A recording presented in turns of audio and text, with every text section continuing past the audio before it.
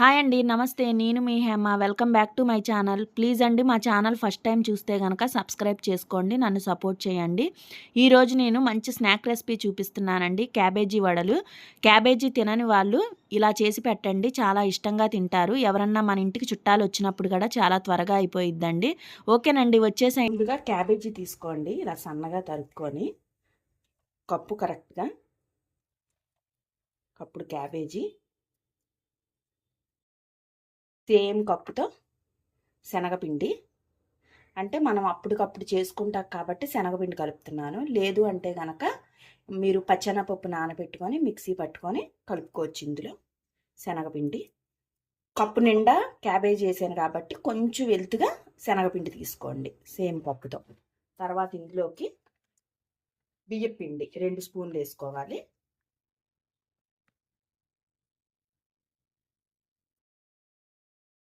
చాలు.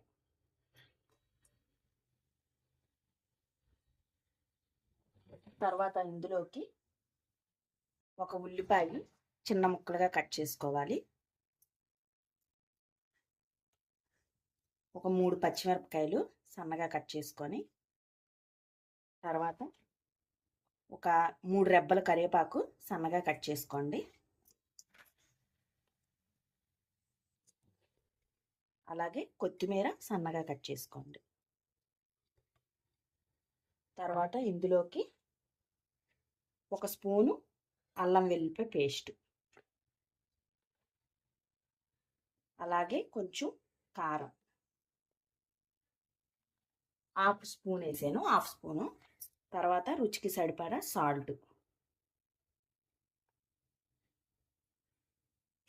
తర్వాత గరం మసాలా 1 స్పూను. తర్వాత ఇందులోకి ఒక అరగంట నానబెట్టి పెట్టుకున్న పచ్చెనపప్పు మట్టికి మర్చిపోద్దండి, చాలా టేస్ట్ వస్తుంది దీనివల్ల. అలాగే మనం బియ్యపిండి వేసాం కదా, దానివల్ల క్రంచీనెస్ వస్తుంది, వడ చాలా బాగుంటుంది. ఇవి కూడా వేసేసుకొని బాగా కలిపేసుకోండి.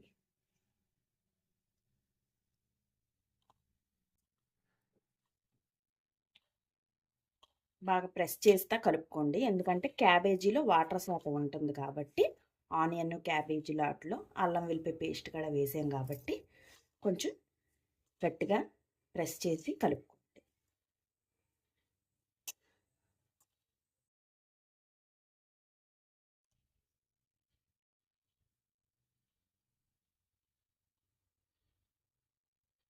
ఇప్పుడు ఇందులో మనం వాటర్ కొంచెం కొంచెం వేసుకుంటా కలుపుకోండి.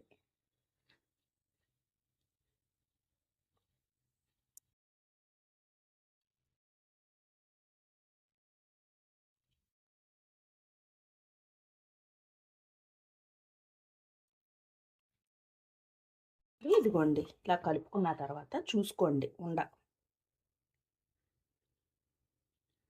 సరిపోద్దిలాగా.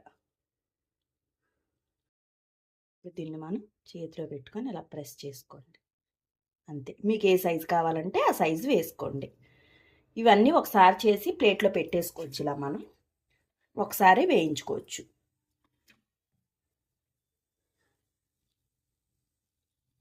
మీకు ఏ సైజు కావాలంటే ఆ సైజు చేసుకోండి. ఒకసారి చేసి పెట్టేసుకుంటే చక్కగా వేయించేసుకోవచ్చు. ఆయిల్ హీట్ మీద ఉంటుంది కాబట్టి చక్కగా వేయించేసుకోవచ్చు. అంతేనండి, ఇలా మొత్తం చేసేసుకోండి. ఇదిగోండి, వడలన్నీ ఇలా చేసి పెట్టేసుకోండి. ఇప్పుడు డీప్ ఫ్రై చేయడానికి ఆయిల్ పెట్టుకుందాం స్టవ్ మీద. ఇప్పుడు ఆయిల్ హీట్ ఎక్కిన తర్వాత మనం చేసి పెట్టుకున్నవి వేసేసుకుందాం.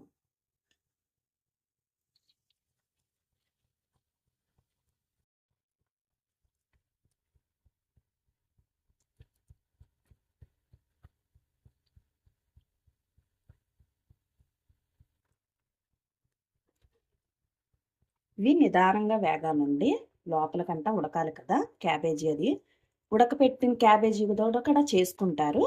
అలాగా బాగుంటుంది, ఇలాగా బాగుంటుంది. అలా కూడా చెయ్యండి, ఇలాగా చెయ్యండి, 2 విధాలుగా ట్రై చేయండి, చాలా బాగుంటుంది. అయితే క్యాబేజీ ఉడకపెట్టిన చేసింది ఏంటంటే ఆల్రెడీ క్యాబేజీలో ప్రోటీన్స్ ఎక్కువ ఉంటాయి మనకి. కార్బ్స్ ప్రోటీన్స్ అవి తగ్గుతాయి అని ఇలాగా కూడా చేస్తారు. తర్వాత పిల్లలు కూడా క్యాబేజీ వాసన ఇష్టపడరు కదండి, తినరు. అయితే ఇలా చేసి పెట్టండి క్యాబేజీతో. హెల్త్కి మంచిది, పిల్లలు కూడా ఇష్టంగా తింటారు. మా పిల్లలైతే క్యాబేజీ ఫ్రైలు అవి తినరండి. ఇంకా నేను క్యాబేజీ తీసుకొని ఇలాగా వీక్లీ ఒకసారి చేస్తూ ఉంటాను. ఇలా వడలేస్తాను.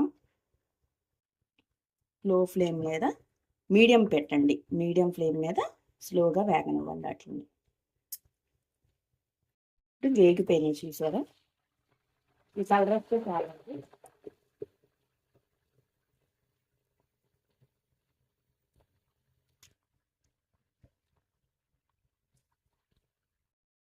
వేగిపోయినాయండి. ఇంకా వీటిని మనం తిప్పుకో అవసరం లేదు, పైకి తేలిపోయి అయ్యే వేగిపోతాయి. కొంచెం గోల్డ్ కలర్ వచ్చిందా తీసేసేయండి. అంతేనండి, వేగిపోయినాయి. ఇంకా మిగతా వాళ్ళు కూడా వేసేసుకుందాము, చాలా బాగుంటాయి.